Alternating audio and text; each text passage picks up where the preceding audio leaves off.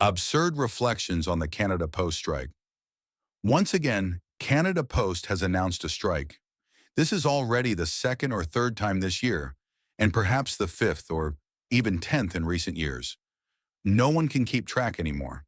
In short, they strike at the drop of a hat, stir up trouble for no reason, and throw the entire country into a state of anxiety and unrest. Public dissatisfaction boils over. The government is fearful, people are angry, and even the heavens seem displeased. Yet the only entity unafraid of any consequences is Canada Post itself, more precisely, its union leadership. There's a pattern in Western countries. Wherever there are powerful labor unions, the economy tends to struggle. The stronger the unions, the worse the economy tends to be. Why is this? Because the very concept of unions is rooted in Marxism and socialism. Their existence inherently opposes free market economics. They stifle competition, limit freedom of choice, and create deep contradictions and conflicts with capitalist principles. In essence, unions are an invisible and frightening drag on economic development. That's their true nature.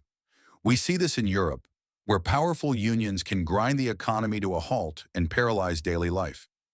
In the United States, similar scenarios play out. For example, dock workers' unions are so influential that they have become the most expensive labor force in the world, yet perhaps also the least efficient. Despite already earning top wages, they still cause disruption and go on strike. Canada is no different. Almost every industry has a union, and every one of them can go on strike. In fact, strikes are a regular occurrence. From hospitals to police, from schools to factories, even government workers can strike. This is why strikes in Canada cause so much inconvenience to daily life. But because every individual is a potential striker, a potential beneficiary of union actions, there's little public resistance. Some universities even allow teaching assistants, who aren't technically full employees, to go on strike and demand benefits. Let's be honest, their roles are more like scholarship recipients than workers, funded by taxpayers in a semi-charitable manner. What exactly are they striking for? Yet even they join the fray, demanding so-called rights.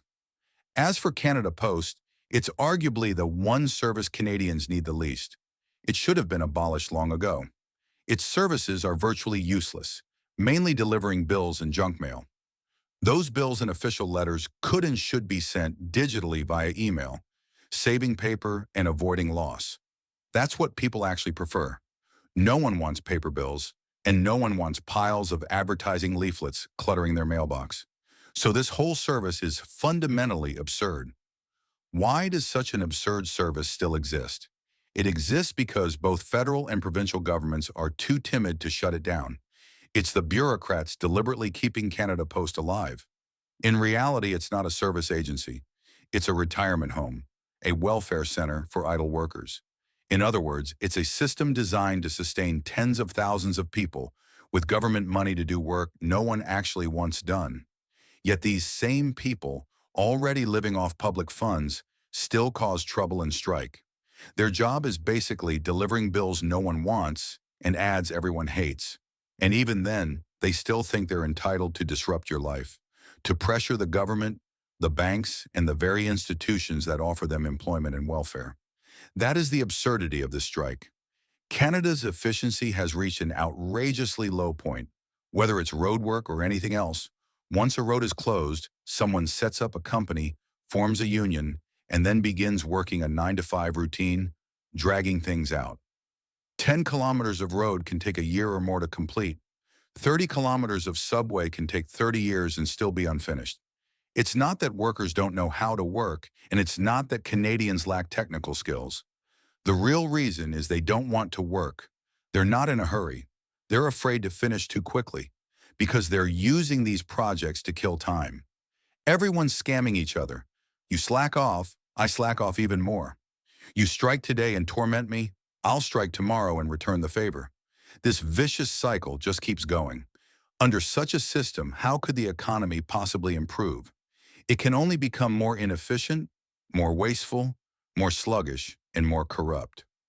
Costs will rise to unsustainable levels, and when that tipping point is reached, the entire economy could collapse.